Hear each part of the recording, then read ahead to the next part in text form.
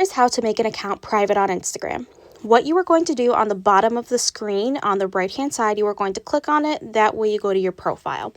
Then on the top of the screen where you see the 3 lines, you are going to then click on that. It is in the top right hand corner.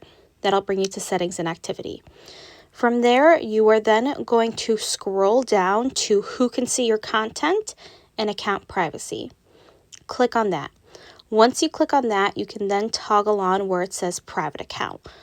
Once you do that, this will now switch your account to private. So it'll give you everything that a private account entails.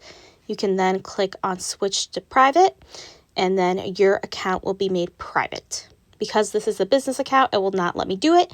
But if you had a personal account, then that would be able to be made private then.